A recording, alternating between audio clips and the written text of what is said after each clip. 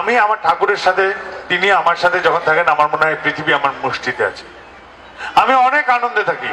আপনাদের যদি মনে হয় যে এটাতে যুক্তি ছিল তাহলে পালন করে দেখতে পারেন, অনেক আনন্দে থাকতে পারবেন। আমার কাছে দুঃখ যদি আসতেও চায় পদ্মপাতার জলের মতন সে পালিয়ে যায়, থাকতে চায়। তাই আমি অঢেল আনন্দে থাকি।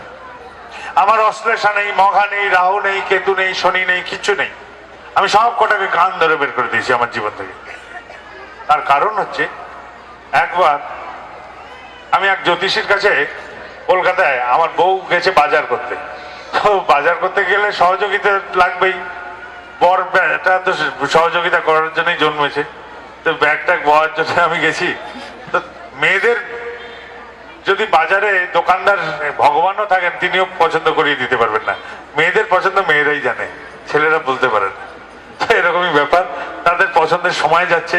আমি এক জ্যোতিষী কার্যালয় থেকে ঢুকলাম, বললাম যে হ্যাঁ আমার হাতটা দেখেন তো। সে বলছে আপনার শনির দশা চলছে। আমি বললাম তো খুব ভালো সময় যাচ্ছে, বছর খানেক আগেকার কথা। সব হলো টলো, শেষে বললো আমি আপনার মতন লোক দেখিনি। আমি বললাম দেখবেনও না।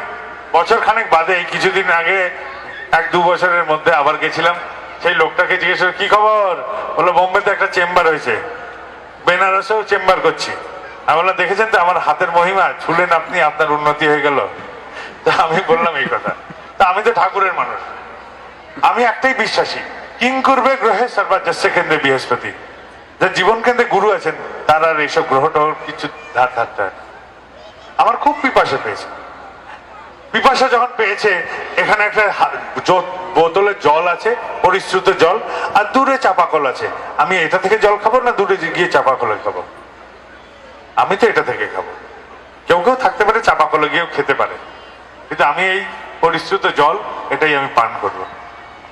আমি দেওঘরে বাবা বৈদ্যনাথের নগরে থাকি। আজ অব্দি বৈদ্যনাথের মন্দিরটা কেমন তাই চেহারা জানি, বিগ্রহ তো দূরের কথা, মন্দিরের চেহারা সম্বন্ধেই আমি অবগত নই। ওই নগরেই বাস করি। কারণ আমি যে এই বোতল গেলেই জল খাই, কারণ আমার গুরু ব্রহ্মা, গুরু বিষ্ণু, গুরুর মহেশ্বর, গুরুই মহেশ্বর আমার। তাকে ধরলেই আমি সব পেয়ে যাই। এই হচ্ছে আমি আমার মানসিক যুক্তিগুলো জানালাম, আপনারা গ্রহণ করে দেখতে পারেন। আর যদি মনে হয় ফালতু, ছেড়ে দেন, একবার শুনতে যাবেন না। এখানে আমি ওঠার পরে যদি কেউ চান প্রণামী দিতে, এখানে ব্যবস্থা থাকলে প্রণামী দিয়ে দেবেন। যারা ব্যবস্থাপক তারা এই প্রণামীগুলো, যারা যারা সহযোগিতা করলেন কেন্দ্র মন্দির আদি সমস্ত, এই প্রণামীগুলো তারা সবাই মিলে ঠাকুরের কাজে ব্যবহার করবেন। যদি কেউ কোনো প্রীতি উপহার, একটা কানা করিও কিছু নিয়ে আসেন, সেটা পরিবেশে সবার সাথে ভাগ বাটোয়ারা করে আনন্দ উপভোগ করে নেবেন। আমি গেলেই হইচই করবেন না, আমাকে আমার কার্যক্রমটা সমাধান করতে দেবেন। সবাই ভালো থাকেন।